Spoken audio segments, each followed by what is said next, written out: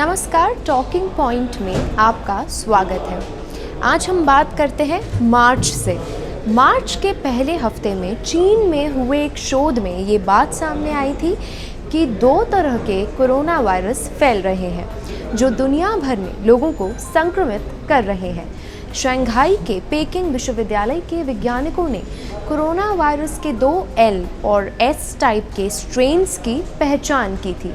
इस शोध में एक खास संचरण पैटर्न पर विशेष रूप से ध्यान दिया गया था, जिसमें जनवरी के पहले हफ्ते तक L टाइप कोरोना वायरस का दबदबा था, जब इस प्रकोप का केंद्र सिर्फ चीन के वुहान के आसपास ही था।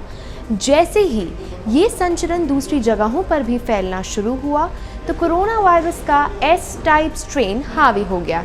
इस शोध में पाया गया कि L टाइप का संचरण दर ज़्यादा है, क्योंकि ये इंसानों में तेज़ी से बढ़ रहा है और इससे मौतें भी ज़्यादा हो रही हैं।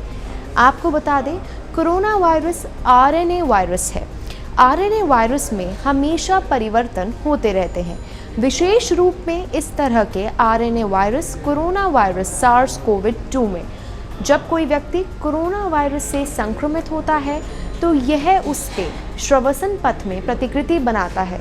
ब्रिटेन के रीडिंग विश्वविद्यालय में इयान जोन्स कहते हैं कि हर बार ऐसा होता है, आधा दर्जन जो वायरस हैं परिवर्तित होते हैं। जब बीजिंग में पैकिंग विश्वविद्यालय में जिया ओलुतांग और उनके सहयोगियों ने 103 मामलों से लिए गए वायरल जीनोम का अध्ययन किया तो उन्होंने जीनोम पर 2 स्थानों पर सामान्य परिवर्तन पाया। टीम ने इन 2 क्षेत्रों में जीनोम में अंतर के आधार पर 2 प्रकार के वायरस की पहचान की। 72 को L टाइप माना गया और 29 को S टाइप वर्गीकृत किया गया। रिपोर्ट्स के मुताबिक गुजरात बायोटेक्नोलॉजी रिसर्च सेंटर के वैज्ञानिकों का भी यही मानना है कि कई देशों में जहां मृत्यु दर ज़्यादा है, वहां कोरोना वायरस का L टाइप स्ट्रेन का दबदबा देखा गया है और यही वजह गुजरात की बढ़ती मृत्यु दर की भी हो सकती है। इस दावे को लेकर रिसर्च भी शुरू हो चुकी है। ऐसा भी कहा जा रहा है कि वैसे भी देश में कोरोना वायरस के कारण गुजरात में मृतकों की संख्या तेज़ी से बढ़ती जा रही है। ऐसे में बहुत एक्सपर्ट्स का मानना है कि इसके पीछे चीन के वुहान में फैला कोरोना वायरस का L टाइप का स्ट्रेन ही हो सकता है। L स्ट्रेन वायरस वुहान में काफ़ी घातक साबित हुआ, जिसके कारण लोगों की तेज़ी से मौत होती चली गई। कहा जा रहा है कि S टाइप की तुलना में L type strain corona virus राज्य में बहुत ज़्यादा हाई मॉर्टेलिटी की वजह भी माना जाता है। हाल ही ऐसा भी सुनने में आया है कि गुजरात के एक साइंटिस्ट का ये कहना है कि हाल ही में जीनोम सीक्वेंसिंग को चेक करते हुए कोरोना वायरस के सैंपल में एक साइंटिस्ट को L टाइप स्ट्रेन ही मिला था। मीडिया रिपोर्ट्स के अनुसार GBRC के डायरेक्टर CG जोशी ने कहा, विदेशों में साइंटिस्ट द्वारा किए गए एनालिसिस से पता चला है कि जहां पर भी कोरोना वायरस के कारण ज़्यादा मौत हुई है, वहां पर L टाइप स्ट्रेन ज़्यादा प्रभावी रहा है और ऐसा भी कहते हैं कि यही स्ट्रेन वुहान में ज़्यादा घातक साबित हुआ है। चलिए अब बात करते हैं कोरोना वायरस के परिवार की। कोरोना वायरस का एक अपना खुद का बड़ा परिवार है। पहले बताते हैं, corona virus enveloped RNA viruses में आता है, जो कि रेस्पिरेटरी इलनेसेस को कॉज करते हैं। ये जो रेस्पिरेटरी इलनेस है, ये कॉमन कोल्ड से लेके फेटल निमोनिया तक वैरी करती है। अब बात करते हैं, बहुत सारे ऐसे कोरोना वायरसेस हैं जिनको डिस्कवर किया गया था पोल्ट्री एनिमल्स के अंदर, डोमेस्टिक पोल्ट्री एनिमल्स के अंदर 1930s में, जो कि रेस्पिरेटरी, गैस्ट्रोइंटेस्टाइनल, लिवर और न्यूरोलॉजिक डिजीजेस कॉज करते थे और ये सब होता था पोल्ट्री एनिमल्स में। उनमें से कुछ 7 ही ऐसे कोरोना वायरस हैं जिनको जाना जाता है, जो कि हम ह्यूमंस में डिजीज़ कॉज करते हैं।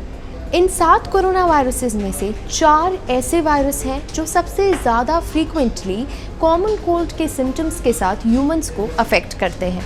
अब हम बात करते हैं corona viruses 229E and OC43 की, जो कॉमन कोल्ड कॉज करता है।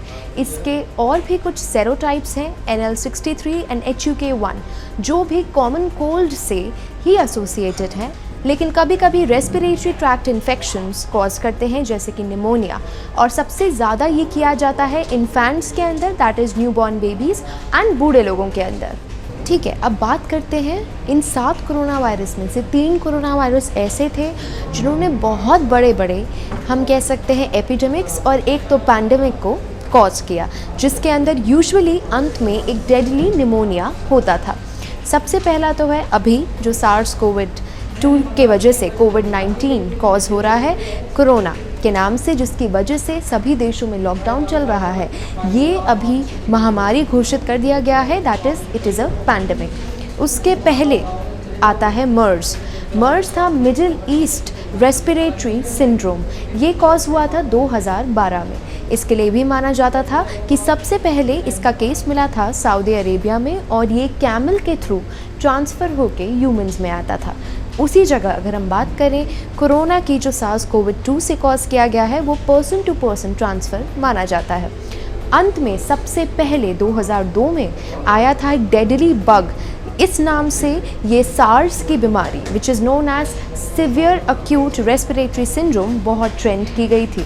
ये डेडली बग के नाम से आपको यूट्यूब पे अभी भी मिलेगी, और 2002 में ये सबसे ज़्यादा फैली थी, लेकिन इसे अराउंड 8000 पेशेंट्स के बाद कंट्रोल कर लिया गया था। लेकिन इसे इतना डेडली स्ट्रेन माना गया था कि इसके कॉन्टैक्ट में आने से जो मृत्यु का दर था वो बहुत ज़्यादा था।